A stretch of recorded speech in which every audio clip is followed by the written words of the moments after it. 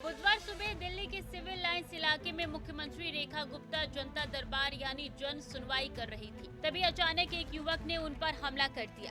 सुरक्षा कर्मियों ने तुरंत आरोपी को पकड़ लिया और सीएम को सुरक्षित बाहर निकाला। इस घटना ने प्रशासन से लेकर जनता तक सभी को हैरान कर दिया। मुख्यमंत्री कार्यालय ने इसे हत्या की कोशिश और सोची समझी साजिश करार दिया। आरोपी की पहचान के बाद उसके बारे में चौंकाने वाली जानकारी सामने आई। शुरुआती जांच में पता चला कि आरोपी का अयोध्या से गहरा जुड़ाव रहा है।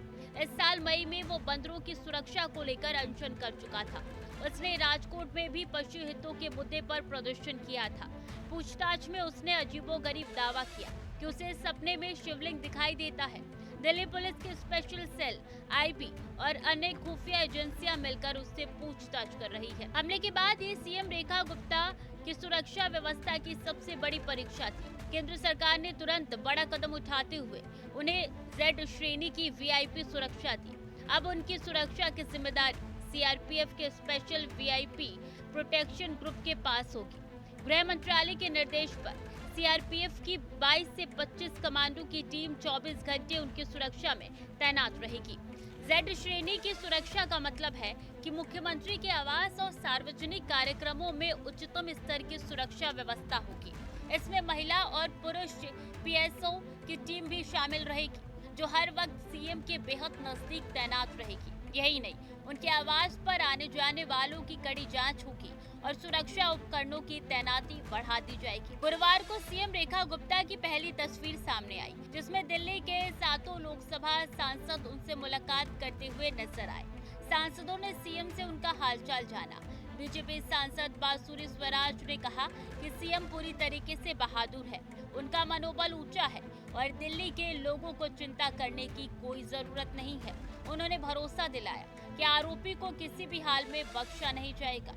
बीजेपी सांसद मनोज तिवारी ने कहा कि सीएम का हौसला बिल्कुल भी टूटा नहीं है। उन्होंने बताया कि सीएम अगले बुधवार को तय कार्यक्रम के मुताबिक फिर से जन सुनवाई करेगी और कल से अपने काम पर लौट आएगी। यानी हमले के बाद सीएम रेखा गुप्ता ने साफ कर दिया कि जनता से जुड़ाव और सेवा का काम प्रभावित नहीं होगा। सीआरपीएफ का वीआईपी सुरक्षा ग्रुप फिलहाल देश के कई हाई प्रोफाइल नेताओं और राज्यपालों को सुरक्षा प्रदान करता है। इसमें केंद्रीय गृह मंत्री अमित शाह और कांग्रेस के गांधी परिवार भी शामिल है। ऐसे में ये सुरक्षा कवर मुख्यमंत्री रेखा गुप्ता की सुरक्षा को उच्चतम स्तर पर ले जाएगा। ये घटना कई सवाल खड़े करती है। क्या राजधानी में सुरक्षा इंतजामों की समीक्षा जरूरी है? क्या वीआईपी सुरक्षा के बावजूद नेताओं के सार्वजनिक कार्यक्रमों को और अधिक सुरक्षित बनाए जाने की आवश्यकता है? और सबसे अहम, क्या आरोपी का मकसद सिर्फ व्यक्तिगत जुनून था या फिर इसके पीछे कोई बड़ी साजिश है? हमले के बाद दिल्ली की मुख्यमंत्री रेखा गुप्ता का साहस और उनका मनोबल दोनों ही कायम है। विपक्ष और सत्ता पक्ष दोनों ही इस घटना की निंदा कर रहे हैं।